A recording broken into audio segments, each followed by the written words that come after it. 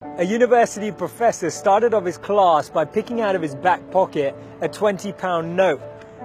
And in this lecture hall of about 200 people, he asked, how many of you would like this note? Naturally, all 200 hands went up. He said, interesting. He then said, before I let you have it, let me ask you this question. He took the note and folded it in half twice.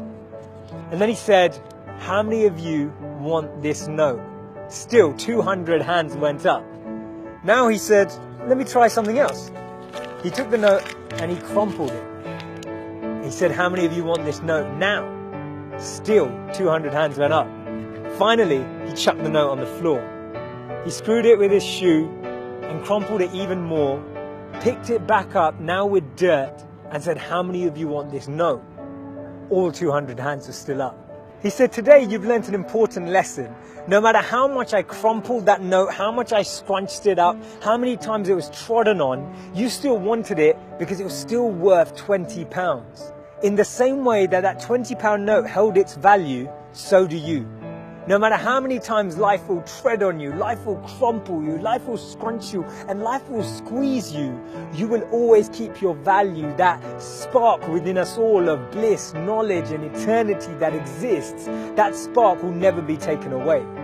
Our value is not created by the price of our clothes or our bank balance or the job title that we have. See, we should be building life and not just building our CVs. In the middle of 2009, he was the software engineer that no one wanted to hire. He had 12 years of experience at Yahoo, but he was rejected by Facebook and then rejected by Twitter.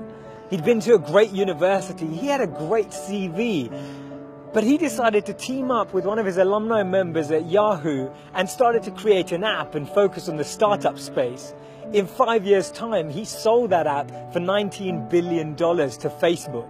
Believe it or not, that was Brian Acton, the co-founder of WhatsApp. When he was rejected from Facebook, he said it was a great opportunity to connect with some fantastic people. I look forward to life's next adventure.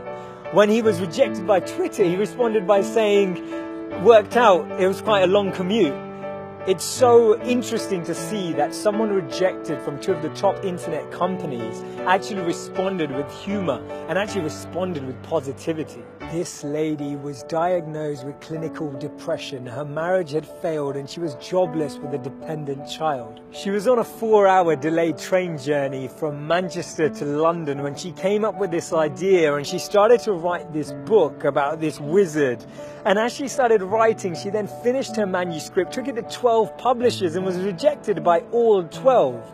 Believe it or not, that's J.K. Rowling. This man watched his first company crumble. He was a Harvard University dropout and his first company's demo didn't even work. He went on to build Microsoft. His name's Bill Gates. Therefore, failure is just a sign that we need to widen our scope. We need to be ready and build ourselves up for the next level. Actually, what we end up achieving is far greater than what we'd envisioned for ourselves.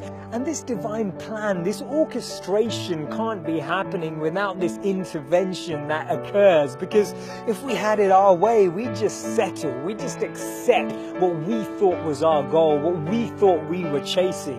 But actually, I've noticed that when you don't get that, later down the line, you look back and you reflect and realize that what you've gained is so much greater. Failures are only failures when we don't learn from them, because when we learn from them, they become lessons, and we actually extrapolate all of these teachings and actually get more insight into how we can improve the way we work and how we can actually drive with a different energy.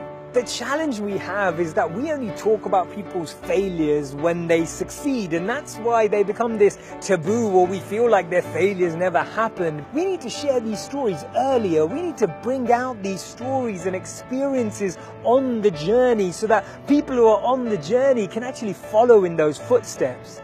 And that's why Steve Jobs said you can't connect the dots moving forward. You only can when you're looking backwards.